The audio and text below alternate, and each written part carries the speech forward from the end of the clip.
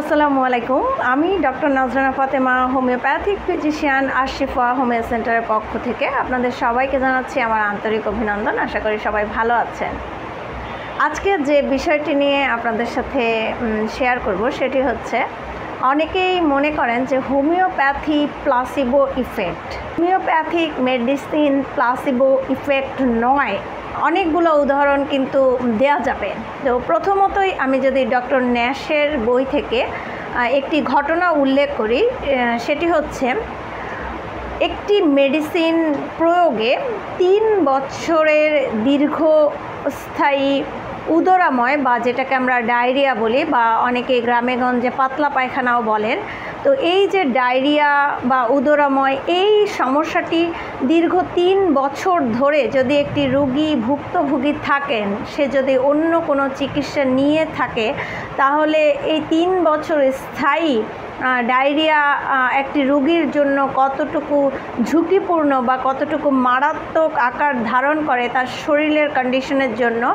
যেহেতু এটি শরীরের যে এসেনশিয়াল ফ্লুইড সেটি প্রতিনিয়তই নির্গত হচ্ছে, স্যালাইন খাবো, খেয়ে যে এসেনশিয়াল ফ্লুইডটা লস হচ্ছে, লবণের ঘাটতি হচ্ছে, তার শরীরে পানি শূন্যতা দেখা যাবে, সেগুলো অবশ্যই পূরণ করতে হবে। কিন্তু 3 বছর স্থায়ী একটি ডায়রিয়া যদি একটি ঔষধের 200 শক্তি দ্বারা সেটি সম্পূর্ণভাবে নিরাময় হয়ে যায়, সেটি যদি ফিরে আসার আর কোনো সম্ভাবনাই দেখা যায় না, কোনো চিহ্নই থাকে না, তাহলে এটিকে প্লাসিবো ইফেক্ট বলার কারণটি কি? এটি আপনাদের কাছে আমার প্রশ্ন।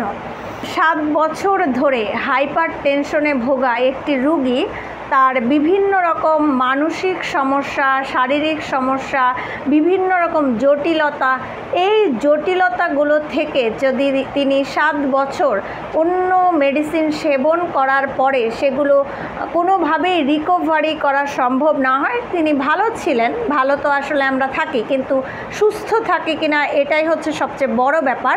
তিনি হোমিওপ্যাথিক মেডিসিন সেবন করার পরে যতবারই তার প্রেশার মাপা হয়, তার প্রেশারটি ততবারই নর্মাল শো করে।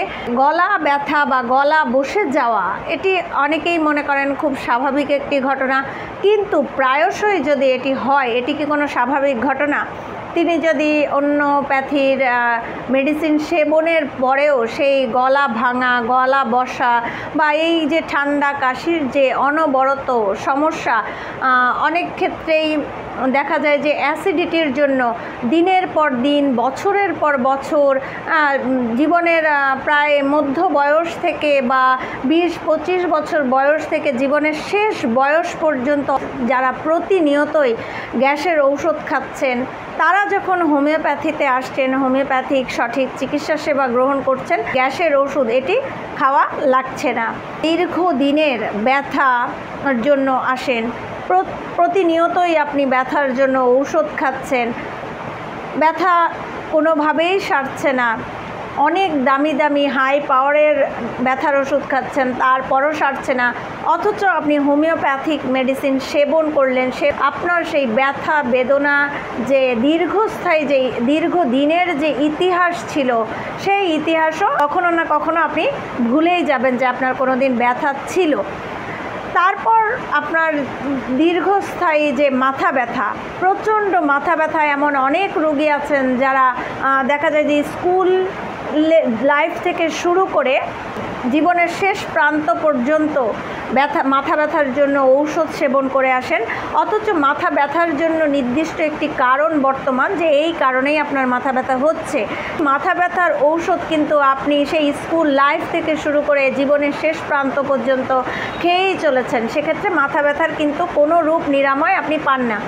অথচ হোমিওপ্যাথিক মেডিসিন সেবন করে মাথা ব্যথা থেকে নিরাময় হয়ে গেছেন, এরকম উদাহরণও কিন্তু আমাদের অনেক আছে, এবং আপনারা যদি চান এরকম উদাহরণ কিন্তু আমি নিজেও দিতে পারি।